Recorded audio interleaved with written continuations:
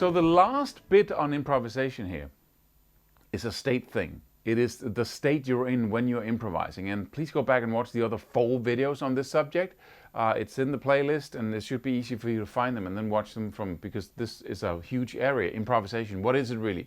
Because if you go to the internet, as always, you will need to learn scales. You need to know, but what is improvisation? Apart from rhythm and scales and arpeggios and techniques, what is it? And how do we practice it? That's what the other videos are about. Okay, now the final bit here is that when you do then improvise, we don't go back and forth between thinking and focusing on what you were playing and should I do this, should I do that? It's all in a state of complete being like a child, right? You're completely in it, and you're not thinking. You're not thinking. I'm not thinking when I'm talking to you right now. The words are just coming out, so there's no room for thinking, right? So you're actually not having any thoughts as you play. You're not having any thoughts as to what tools to use, nothing. It's immediate. And if you are just the least preoccupied with what to play on a mental level, you cannot improvise. If you are the least preoccupied with what techniques to use, whether to slide or bend that note, you cannot improvise. It can't be done. What improvisation is a state of being, and it's not spiritual and it's not magical. You're doing it every day, right? When you are so focused on something that there's no meta thought about what you're doing, you're just doing it. And it's the same, when you're watching a movie and you're completely in the movie, that's the state.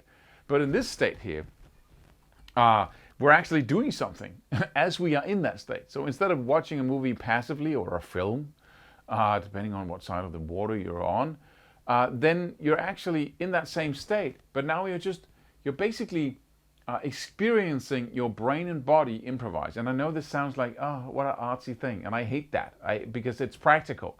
But this is just one practical aspect of improvisation. That the reason why, or one of the reasons why our improvisations, they fall apart is because they're not improvisations. We're trying to think our way to them. And how do we ever get to that place where it can just be a state, man? I'm just spaced out, man. And notes just appear. We love that kind of talk. And it's actually the real thing when we're talking about improvising. Notes just appear because you never did it. And when you try to do it, you mess it up. Right?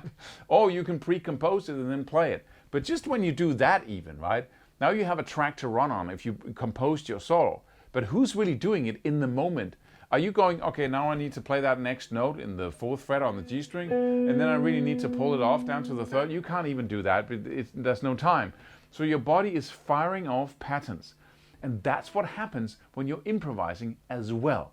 But what it actually does is that if you imagine your brain as one huge, never-ending field of little, like a beehive, right? Little, what is it, little shapes with 8 sides to it, an octagon, something like that, right? And they're stuck together. And each little shape that is connected to all the others, around it, is a note or is an association. So if I sing, ba-do, ba-da, then I just connected 2 octagons, right, these shapes, because I went from one. It's like when you speak, if I say apple, what do you say? What's the next thing? Well, oranges. Why? Because it's a fruit. So it was just next to apples in your brain.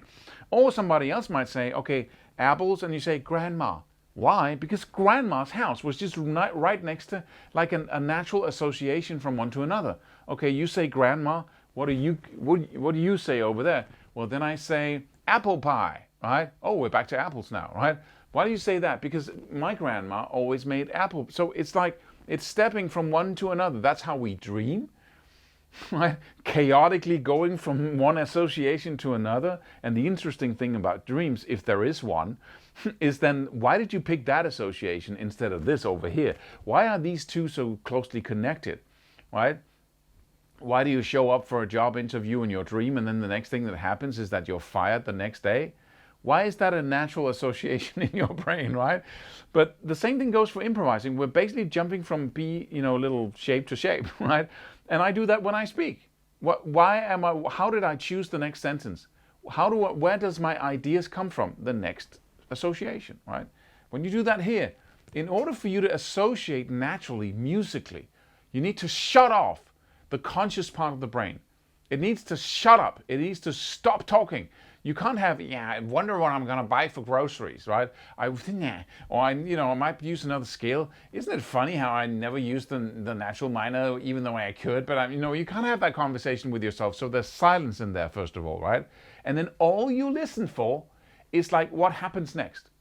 It's like a cat watching a hole in the, a mouse hole in the wall. It's just sitting there. Right? And it's because it needs to react like this. A mouse is pretty fast. It's like it's just before it's doing it, right? It's just like this, right? But it's just, and nothing goes on. Nothing goes on in the head of the cat. It's just a complete. It's not even just like this, right? It's not non-alert. It's extremely alert. But it's like, see if you can picture that for yourself. The same thing goes when improvisation happens, right?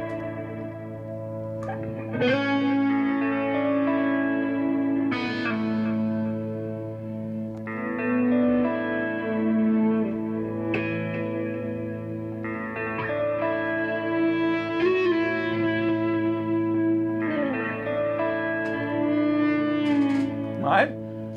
I'm not really doing that. And again, this is not spiritual, this is not magical, but it's just a state we human beings, and everyone can do this, every single one, because everyone is talking, right? So get off your high horse with the artsy-fartsy. It's just something we can do, and it's not unavailable to us. As long as we follow the other steps and the other limitations I talked about in the other videos, then this is available to you. And if you do the exercise in the previous video, where you have structure and you and all of that, then I guarantee it that the next thing that's going to naturally happen is that you find yourself having improvised for 30 seconds and you go, wow, that was just me speaking music, right? Without even thinking, you're basically listening to what you're playing. Wow, wait a boom, right? And then you can do it faster and faster with more rhythm, right? Tracks that are.